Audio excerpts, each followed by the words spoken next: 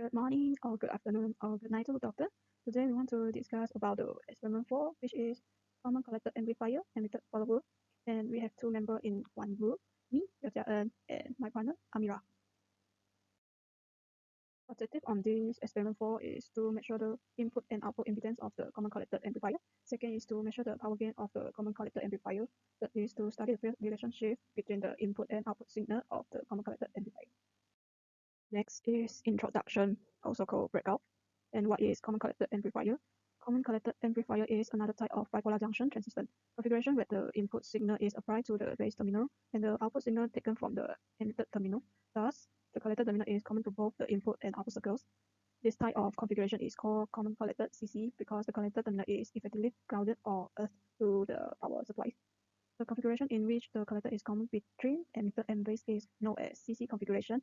In CC configuration, the input circuit is connected between emitter and base, and the output is taken from the collector and emitter. Next is about procedure. Firstly, we must set out the circuit as shown in the figure 1, but don't connect the potentiometer first, this one, R4. And for the part 1, we must calculate and measure the DC operating voltages found in the common collector circuit.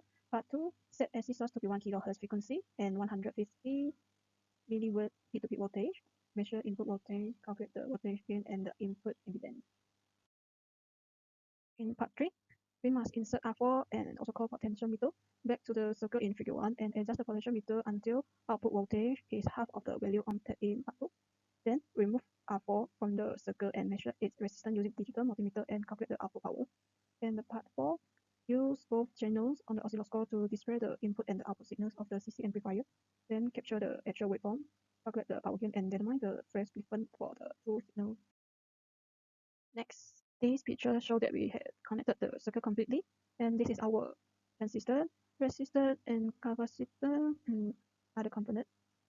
And these two pictures show that we will measure the voltage between base and the ground, and voltage between emitter and the ground, and last, the voltage between collector and the ground. Then this slide shows the result of the experiment.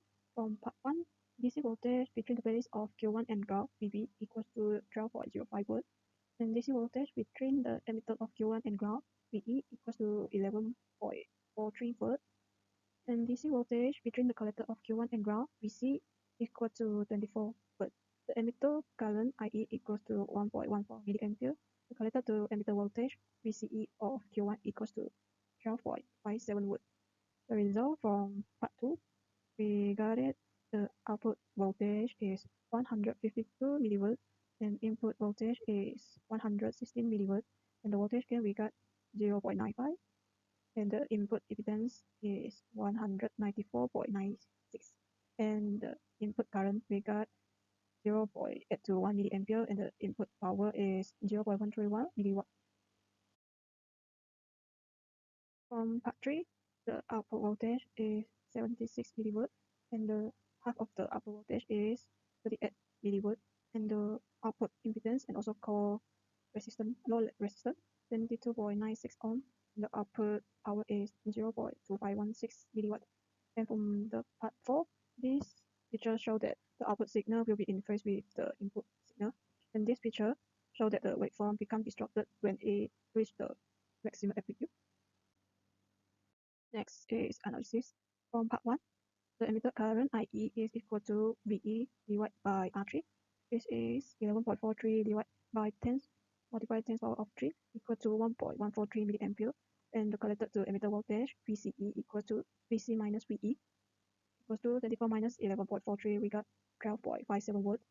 From part 2, voltage gain is equal to Vout divided by Vin, 152 milliampere divided by 160 milliampere, and we got 0.95.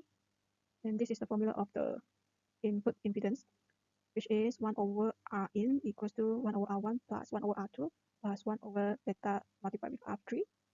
And we sub the value of R1, R2, and R3. We got the input impedance is 194.96, and the formula of the beta is ICOIB. And the input current is equal to Vin divided by Rin equals to 116 millivolts divided by 194.96. We got 0.821 milliampere for input power.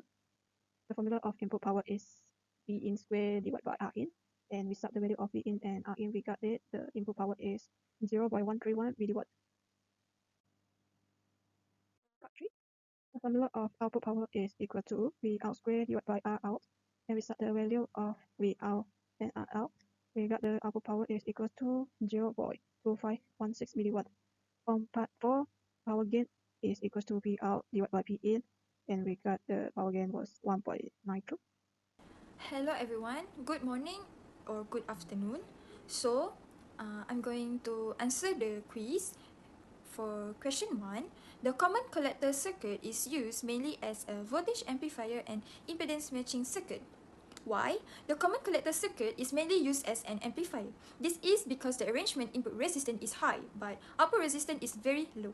So the voltage gain is very low. In our result, we get 0.95, which consistent with this statement.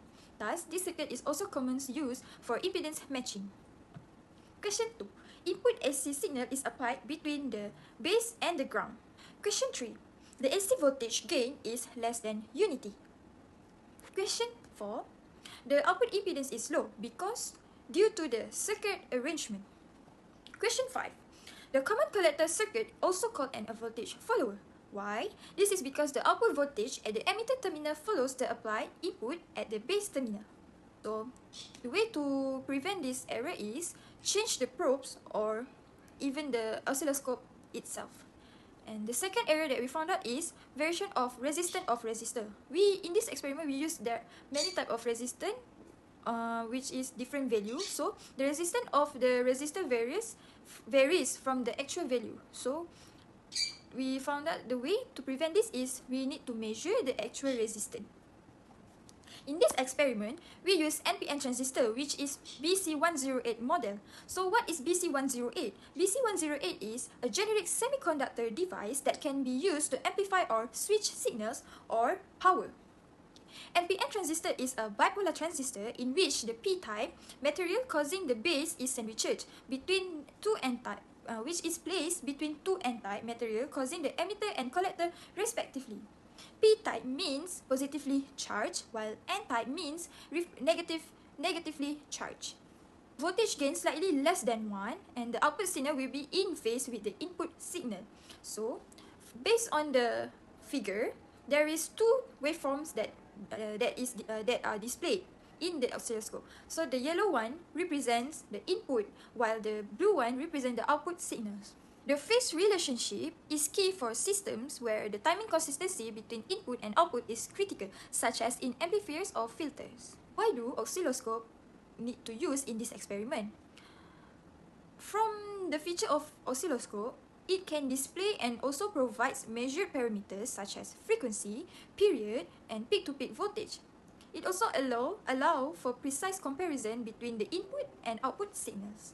This is DC load line analysis graph from part 2.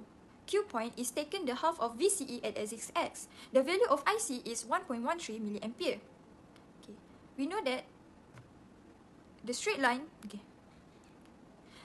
diagonal line is a load line, showing the relationship between VCE and IC for the given circuit under DC operating conditions. The endpoints of the load line indicate maximum of VCE when IC is equal to 0, which is the transistor is in open circuit, while maximum IC when VCE is equal to 0, the transistor is in short circuit. The Q point is the operating point of the transistor chosen for stable operation. It is typically located at the midpoint of the load line for maximum output swing without distortion. So, what is DC load line analysis? It is used to determine how a transistor operates under DC conditions by plotting a graph that considers the circuit's resistor values and supply voltage. It helps define the operating point where the transistor is cut off or fully on. Why is the Q point important? Q point ensures the transistor works properly in the active region, where it can amplify signals without distortion. Choosing the Q point at the midpoint of the load line allows for maximum voltage and current swing. So, when VCE increase, the IC will decrease along the load line. Okay. The conclusion of this experiment is the input impedance is 194.96 ohm and the output impedance of this circuit is 22.96 ohm. The power gain of the circuit is 1.92 and there are no phase difference between input and output signal for common collector amplifier. So that's all from me. Thank you.